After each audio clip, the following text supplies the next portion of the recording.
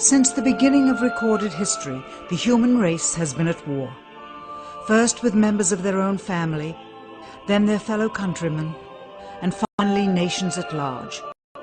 Yet perhaps the starting ground for all these conflicts lays somewhere deeper, within the very character of the human condition, in the dark, untouchable crevices of the human heart.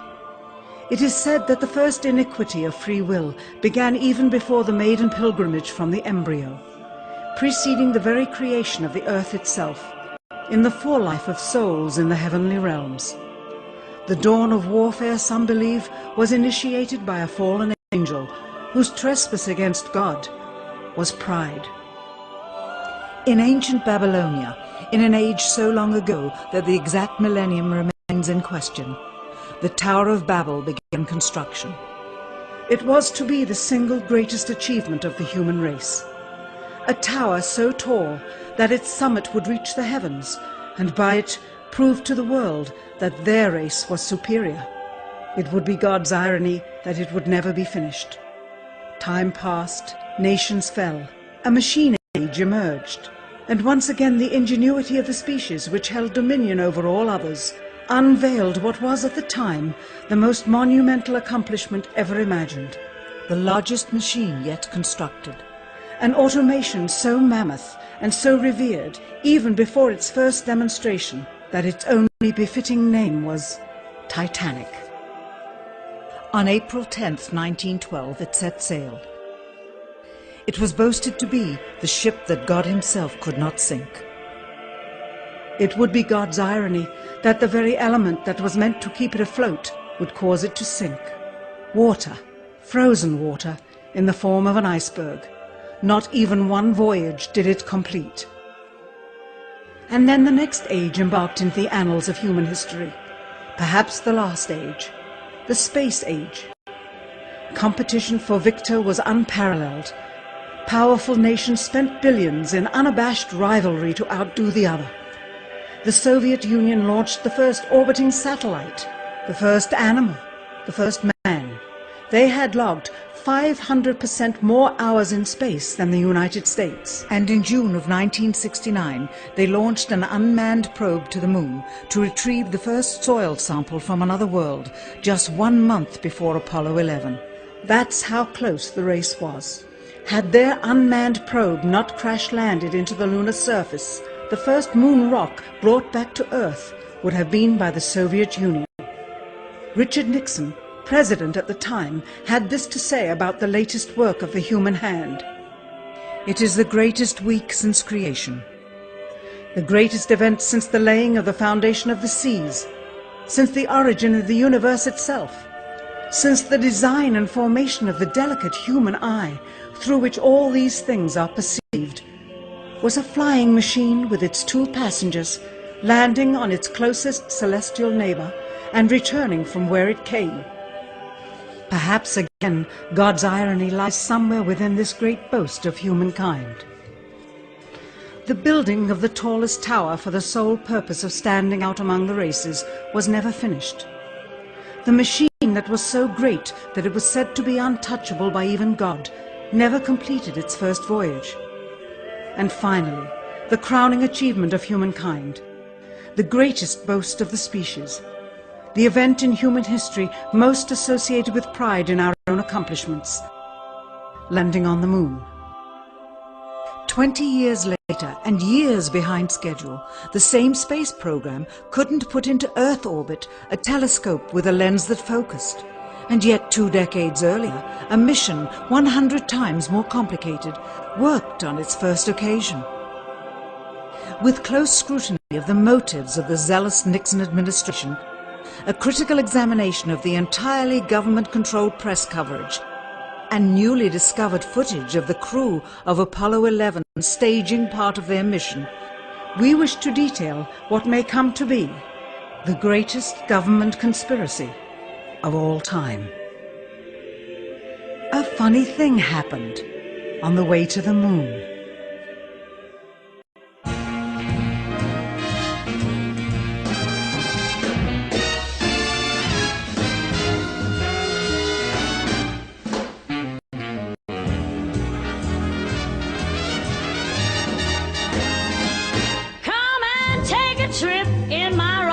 it. We'll have a lovely afternoon, kiss the world goodbye, and away we'll fly. Destination moon. We'll travel fast as a light till we're out of sight. The earth will be like a toy balloon. Oh, what a thrill you'll get riding on my jet. A destination moon. Oh, we'll go up, up, up, up. Straight to the moon we two. High in the starry blue. I'll be out of this world with you. So away we'll steal in my space mobile, a supersonic, a honeymoon. Leave your cares below, pull the switch, let's go. A destination moon.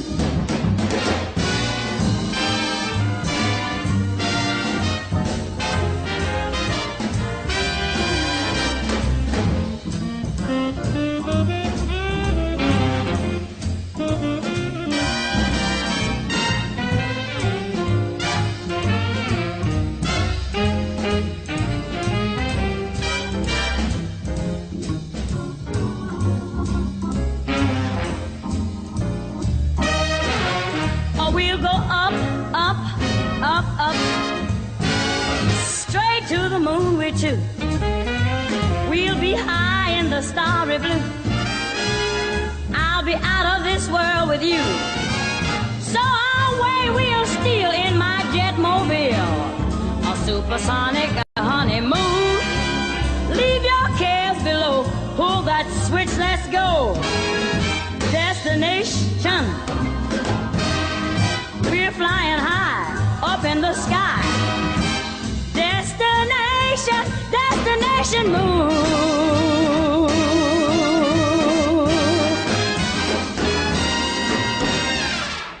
Dr. von Braun, how would you say we stand in relation to the Russians, and do you think we can ever catch up?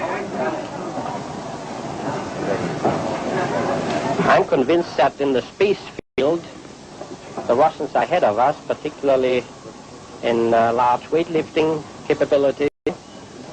And that at the moment, the problem is not so much to catch up, but first build up the working speed that they have already demonstrated. After we are running as fast as they do, there's still a considerable gap to close, and only the future will tell whether we'll manage to close that gap. We cannot and will not ever get into this race as we should, so long as all of our objectives are short-term objectives. We've got to have no finite end to our objectives. The end of our objectives should be as far as we can see at any given time. But right now, we need a 10 to 12-year program that has as its ultimate goal the manned domination of space. And if we don't, we're going to be in trouble. I believe that this nation should commit itself to achieving the goal before this decade is out of landing a man on the moon and returning him safely to the earth. We must assure our preeminence in the peaceful exploration of outer space, focusing on an expedition to the moon in this decade. T-minus 60 seconds and counting. We passed T-minus 60. 55 seconds and counting. Neil Armstrong reported back when he received the good wishes. Thank you very much. We know it will be a good flight. Good luck and Godspeed. 40 seconds away from the Apollo 11 liftoff. All the second stage tanks now pressurized. 35 seconds and counting. We are still go with Apollo 11. 30 seconds and counting. Astronauts report it feels good. T-minus 25 seconds. 20 seconds and counting. T-minus 15 seconds. Guidance is internal. 12, 11, 10, 9. Ignition sequence start. 6.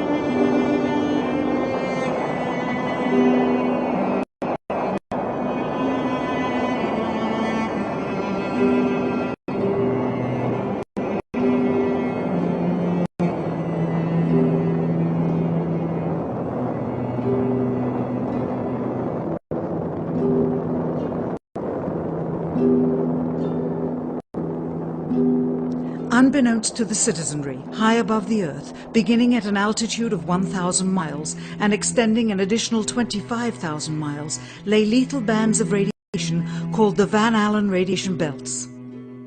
Every space mission in history with humans on board, from both the United States and Soviet Union, from the first in 1961 to the present, has been well below this deadly radiation field. Mercury, Gemini, Soyuz, Skylab, the Space Shuttle, all maintained altitudes well below 1,000 miles. All except Apollo. The more experienced Soviets spent 100 hours in space for every 20 hours of the US. In order to survive the hour-and-a-half journey through this radiation field necessary to reach the moon and return, solid lead shielding between the astronauts and the exposure outside would be required. The mammoth Saturn V rocket used by Apollo was already 35 stories tall and weighed as much as a battleship. To add additional tonnage in the form of a lead barrier completely surrounding the crew members would have made it impossible for the vehicle to get off the ground. That is why the Soviets, though more advanced, only sent an unmanned probe to the moon. The Apollo spacecraft's narrowest shielding was less than 1/8 of an inch of light aluminum. In 1998, the Space Shuttle flew to an altitude of 350 miles, one of its highest altitudes ever, hundreds of miles below the beginning of a field of radiation that was so severe that the astronauts inside of their shielded spacecraft and inside of their shielded spacesuits saw flashes of light with their eyes shut that they described as shooting stars, due to radiation penetrating first the shuttle's shielding, then their spacesuit shielding, then their skulls, and finally the retinas of their closed eyes. As a result, CNN issued the following report noting NASA's unpredicted surprise. The radiation belt surrounding Earth may be more dangerous for spacewalking astronauts than previously believed. Scientists say the phenomena known as the Van Allen belts can spawn killer electrons when the Earth's magnetic field changes. These electrons that are being studied could have an important effect, not only on satellites, which has happened in the past, but could also affect the astronauts by creating large doses of radiation that could influence their health. The electrons can penetrate through various materials, including spacesuits, and can pass through, in fact, the walls of the space station, and can create high charges deep inside of these objects. President Kennedy, a man of political, not scientific background, set the irrevocable goal of landing a man on the moon by the end of the 1960s, just days after America's first astronaut had spent a mere 16 minutes in space, not even achieving a single orbit around the Earth. We choose to go to the moon in this decade and do the other things, not because they are easy, but because they are hard. We take an additional risk by making it in full view of the world. But as shown by the feat of astronaut Shepard, this very risk enhances our stature when we are successful. The technology necessary to launch the massive Saturn V rocket and an intercontinental ballistic missile is 95% similar. When the Soviet Union launched mankind's first satellite, Sputnik, in 1957, there was grave concern that they had mastered space ahead of the United States and might use this advantage to launch a first nuclear strike from an orbit high above North America. When they also put the first animal in space, then the first man in space, then achieved the first spacewalk, the first crew of 3, and the first ever of 2 simultaneously orbiting spacecrafts, concern turned to fear and then horror as America watched their communist enemy achieve all these firsts with no hope in sight of ever catching up. President, a member of Congress said today that he was tired of seeing the United States second to Russia in the space field. I suppose he speaks for a lot of others. What is the prospect that we will catch up with Russia and perhaps surpass Russia in this field? However tired anybody may be, and no one is more tired than I am, it is a fact that it's going to take some time, and I think we have to recognize it. They secured these large boosters, which have led to their being first in Sputnik and led to their first putting their man in space. We are, I hope, going to be able to carry out our efforts with due regard to the problem of the life of the men involved this year. But we are behind. If it was impossible to better the Soviets in the space race, which was really a race of technological armaments, what could be done? How could America offset the threat of superior weaponry? Throughout the history of rivalry and war, astute generals of lesser armies than their counterparts have used deceit and misinformation as a method to achieve victory. In World War II, for example, columns of inflatable tanks were placed at locations afar from Normandy to draw German forces away from the real location of invasion. The Star Wars missile defense program rigged tests to make it seem more advanced than it really was. That's the conclusion of the General Accounting Office. The aim was to fool the Soviet Union about US military readiness during the Cold War.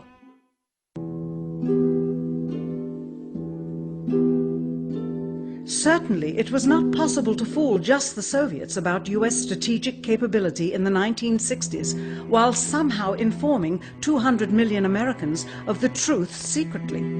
In order for them to believe the United States had the capability to go to the moon, everyone would have to believe it. Furthermore, the pride of a nation was at stake, and the goal of a martyr, not to mention the growing unrest domestically of a government throwing tens of thousands of lives away in a foreign war riddled with contradiction and ambiguity.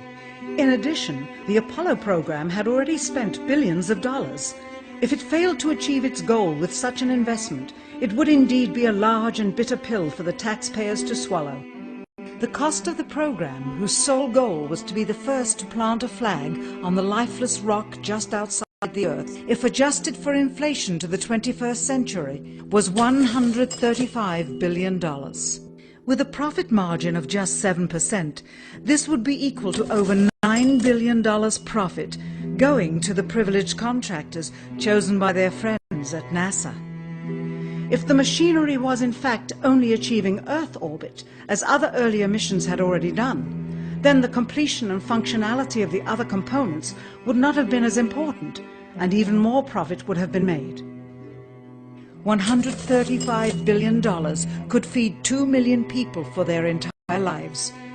It could also buy 2 million two-bedroom houses. Yet how could such an undertaking be kept secret, and for such a long time? To the latter, one needs only to remember that an unsolved riddle 6 years older, the assassination of President Kennedy, still daunts the minds of the vast majority of Americans. As a parent of a conspiracy, as his assassin being assassinated himself, the truth of the matter has still escaped history. In keeping a secret of the magnitude of the Apollo missions being fraudulently created, one turns to the Manhattan Project for comparison. Surreptitiously building the first nuclear bomb during the early to mid-1940s involved 129,500 people over a 3-year period. Yet the secret did not get out. A quarter century later, the art and technology of espionage inevitably improved, narrowing dramatically the number of players in the know of a large clandestine operation. Just 1 year before the first mission to the moon, NASA launched the Tetra satellite, specifically designed to simulate flight data coming from the moon, so that the ground crews could rehearse the landing, much as the astronauts did in their own simulations. Had it not supposedly fallen back to Earth, all that would have been needed during the actual flight would be a repeat of one of these computer programs, with a few original variations, transmitted to the satellite for rebroadcast to Houston.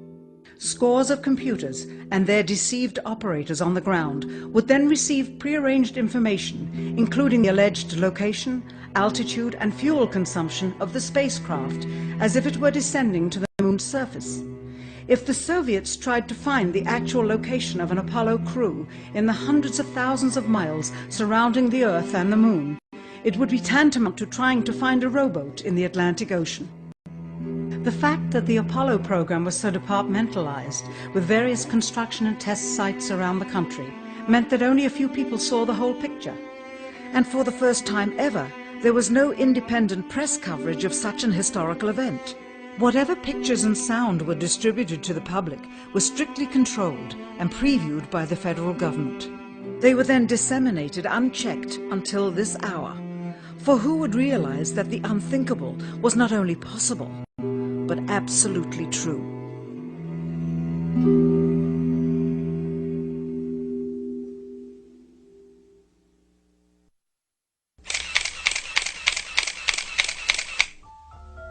And what of the photographs? What do they tell us? On 3 separate occasions, our office asked NASA's Public Relations Department for every single picture of an astronaut on the surface of the moon, just during the maiden voyage of Apollo 11. Many duplicates were sent. In all, fewer than 20 pictures were found, including first-hand investigation on site at the agency's vaulted archives. Quite surprising, considering the historical significance of the event. These very photographs are the same ones circulated year after year on anniversary commemorations. It is estimated that in just the first 60 minutes on the moon, motivated by the tenuous nature of the circumstances, many more exposures could have been expediently taken.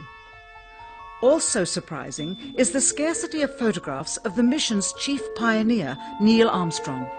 The greatest achievement in human history, and of the man whose first step echoed around the world, dawning a new age of scientific enlightenment, there is only one full-body picture of him on the moon, besides this ghostly reflection. This one, taken by an automatic camera mounted on the side of the lunar module. Perhaps he feared liability, should the whole conundrum later become unraveled. Perhaps he has forgotten that he attested to the authenticity of the event with his signature on this plaque engraved by the federal government. In fact, in the more than 30 years since the event, aside from NASA's initial press conference and the occasional brief anniversary remarks where few questions were permitted, he has never given one on-camera interview to anyone, ever. From an analytical standpoint, photographic anomalies have to be sought out with an understanding of lighting and shadows. The most straightforward is simple. When objects are lit solely by the sun, as all the scenes on the moon were said to be, after all, lighting equipment was not only impractical, it was unnecessary in bright sunlight, then all shadows, regardless of the landscape, will run parallel with one another and never intersect, as shown by this example. In these seldom-seen photographs, obtained from a rarely used auxiliary NASA archival site, it is clear that these scenes were lit with artificial light. These shadows, which are cast at different angles, are evidence that a second light source is being used. In addition, the sun would not cause an isolated hotspot like this, only an artificial light would. Again, intersecting shadows and another hotspot. And again. And again. It is simply impossible for this picture to have been taken with sunlight on the moon. Here, the shadows are shown to be as black as pitch. And yet here, completely in a shadow, the astronaut is lit up like a Christmas tree. How can this be? Or this, on the shadow side of the lunar module. In this magnification of an Apollo photograph, a rock, very likely a papier-mâché prop because of the crease here, is categorized with the letter C. In later releases of the same picture, the letter is gone, probably airbrushed out. Here, a crosshair, which was burned directly into the image from the film plate, and thus should always appear on top of the objects in the photograph, appears behind the object in this scene, clearly revealing a composite of 2 pictures into one. Someone apparently forgot to create a burn crater underneath the lunar module's 10,000-pound thrust engine, despite the fact that during ground tests there was a real concern for the vehicle falling into the hole the engine created as it descended. Here is a depiction based on the latest specifications and scientific data. In these enlargements, it looks as though the lunar module was simply placed there, not even one speck of moon dust on the landing pod. As a result, all subsequent flights had to have the same discrepancy, which was explained away by the effect of no atmosphere. And what about stars? On the moon, with no atmosphere, they must have been quite a sight to behold. Yet there is seldom any mention of them, if ever, by any of the astronauts on any of the missions. Undoubtedly, creating a mural with all the constellations properly placed in the sky would have been virtually impossible to create accurately, much less realistically. A competent amateur astronomer would have been able to call attention to the slightest error in measurement. The answer? Not to talk about the stars. Ever. In their post-flight press conference, it was the only question to which Neil Armstrong responded with an absence of memory. When you looked up at the sky, could you actually see the stars and the solar corona in spite of the glare? We were never able to see stars from the lunar surface or on the daylight side of the moon by eye without looking through the optics. I don't recall during the period of time that we were photographing the solar corona what stars we could see. I don't remember seeing any. Years later, though, Michael Collins would remember seeing the elusive stars and wrote about them in Expeditions to the Moon. It seems his memory improved the older he got. Why don't stars appear in any of the photographs? Simply because the proper, mostly closed exposure setting for the camera's iris, set that way to compensate for the bright sunlight on the moon's surface, completely diminished the faintness of relatively distant specks of diminutive light. This answer is true. It does not, however, explain why they never took any pictures of the stars by themselves, with an exposure setting perfect for them. While they took 3 automobiles to the moon, they never took a photographic telescope. Had they done so, they would have been able to see farther into the universe than had ever before been realized. If they had taken a telescope and were not actually on the moon, they would have had to concoct undiscovered galaxies that might one day prove to be non-existent. The cost of the 3 moon rovers in 21st century currency? Nearly $60 million each, though they had fewer parts than a Jeep. Where was all this money going? Then there's the flag, blowing in the wind, at least twice, on the atmosphereless moon. We can only guess that most of the missions were staged inside for fear of possible aerial or satellite reconnaissance from an unfriendly nation. The backpacks, designed for 1/6 gravity, must have had the cooling systems removed to allow for movement without falling over. With very near and hot studio lighting, that left one hot astronaut inside. Assuming that it was the astronauts inside after all, their faces were always covered. The necessary mammoth amounts of air conditioning were probably responsible for the air current. Here the editor cuts to a still shot of the flag, just as the effect becomes noticeable. Here it is unchecked. This rare clip, attained decades ago, was never re-released with the inevitable increase in experience and scrutiny. To demonstrate 1/6 gravity, a bouncy, floaty feel to the astronauts' movements would be similarly achieved with relative simplicity. Slow motion. You are viewing the scenes as they aired more than 30 years ago. Now let's look at them with the speed doubled. It becomes discernible that they are in fact in Earth's gravity, and are no more leaving the ground than they would on Earth. It is clear from these rarely seen color television pictures that the crew of Apollo 11 brought a high-resolution color video camera with them on their mission, yet the only pictures broadcast live from the moon's surface were these from a low-definition black and white camera. In fact, the networks complained because in addition to this, they were forced to shoot the images, second generation, off of a projection TV of the technology of 30 years ago, and were not even allowed to take a direct feed, which further degraded the quality and clarity of the images. Perhaps this was precisely what NASA and the federal government had in mind. After all, it was a first, regardless of where they were. Better to open up their debut mission with fuzzy pictures and numerous blackouts, rather than show too much revealing detail of a false scene that was yet unproven. And finally, the element that seals their fate. Of all the footage of Apollo 11 requested from NASA over a 5-year period, one gem was discovered just before the completion of this documentary. An old reel received by mistake.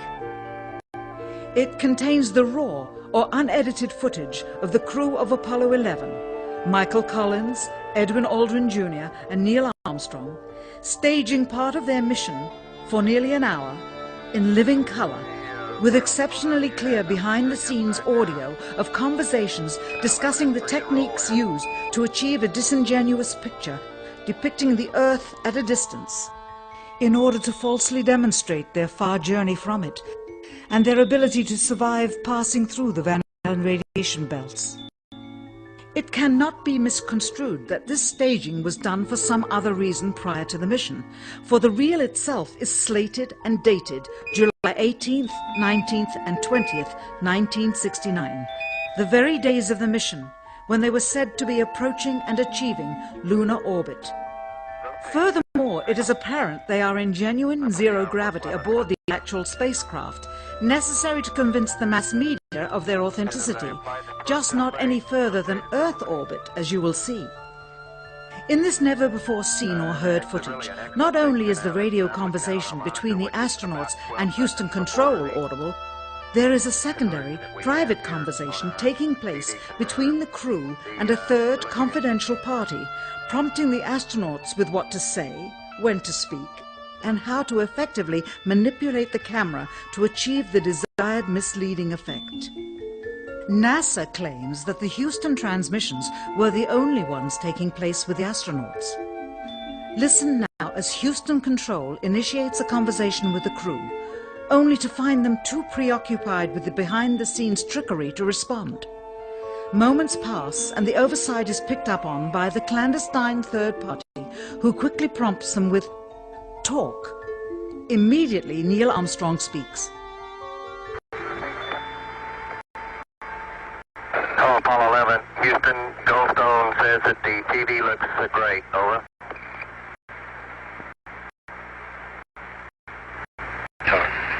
Okay, Roger. Again, the illusion they are attempting to create is the Earth at a distance to demonstrate their far journey from it and their ability to survive passing through the Van Allen radiation belts. Understand, too, that only about 20 seconds of this raw footage was ever broadcast to the public, and these conversations discussing their deception were believed to be private, until now. Here they discuss that these television transmissions were in fact not broadcast live as everyone believed. They were first screened and edited for playback later. Roger, Neil, we just wanted a narrative such that we can, when we get to playback, we can sort of correlate what we were saying. Thank you very much. Here they discuss the fact that they have turned out the lights and have blocked out sunlight from entering the spacecraft through the other windows, as to not cause any reflected light to fall onto the spacecraft's wall in the foreground. Okay, very good. Well, we cut out the sun coming in some of the into the spacecraft, so he's looking through the number one window, and there isn't any reflected light. The reason this was done is so that the truth of the matter would not be revealed. It is this. Though the federal government would have you believe that this is a view of Earth from a distance out of the spacecraft's window as it nears the moon, it is not. What they have ingeniously done is placed the camera at the back of the spacecraft and centered the lens on a circular window in the foreground, outside of which it is completely filled with the Earth in low orbit. The circumference of the window then appears to be the diameter of the Earth at a distance, with the darkened walls of the spacecraft appearing to be the blackness of space around it. That is why they wanted the interior dark and blocked out the sun from entering through the other windows. Here you can see the extruded window, probably 2 inches thick at the bottom. This is because the Earth shine is coming in at a downward angle. It also causes the Earth to appear to be an irregularly shaped circle, for you are seeing the outside of the window at the bottom and the inside of the window at the top, which together form 2 different sized halves of a circle. Subsequently, this take was never used. As they perfected the shot, a crescent-shaped piece of black material was inset slightly into the window to create the illusion of the Earth's terminator line dividing night and day. It is uncannily convincing. During this segment, intended to be edited and played back later for the worldwide television audience, dated July 18th, 1969, Neil Armstrong condemns himself as he states that he is 130,000 miles out, or halfway to the moon, as the NASA flight log also states on this date, when he is in reality in low Earth orbit of a few hundred miles. Roger, Houston, Apollo 11. Calling in from about 130,000 miles out. Here, during another segment, also intended to air after review, Neil Armstrong falsely explains to the viewers how the shot is attained by putting the camera's lens to the window's glass, as it would have to be if they were the claimed distance away from the Earth. We only have one window that has a view of the Earth, and it's filled up with the TV camera. If the window was completely filled up with a TV camera, as he stated, then an astronaut's arm would not be able to get between the camera and the window, as it obviously does here in this outtake. South America becomes invisible just off beyond the Terminator or inside the shadow. You can also notice how the astronaut operating the camera reacted to the mistake by attempting to pan away from it. See white bands, larger cloud formations across the Earth. This is a segment that they believed wasn't even being recorded, much less suitable for broadcast, for the lens was being zoomed out and the scene was being changed to that of an interior of the astronauts at work, and apparently the stop button popped back up on the recorder without notice. Here is the diffused work light that they used to see camera controls, but not throw light onto the spacecraft's wall. Here they remove part of the crescent insert.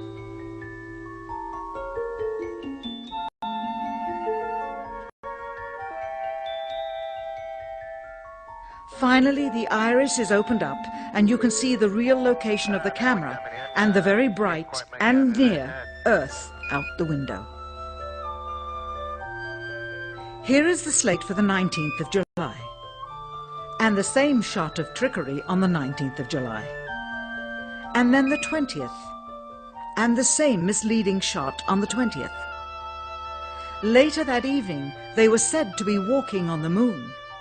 How can this be when they were in Earth orbit only 9 hours earlier, and the moon is some 3 days' journey away? Furthermore, if they genuinely went to the moon, why would they be faking any part of it? Why this trickery with the window? By faking being halfway to the moon, it becomes apparent that they did so because they could not even go halfway.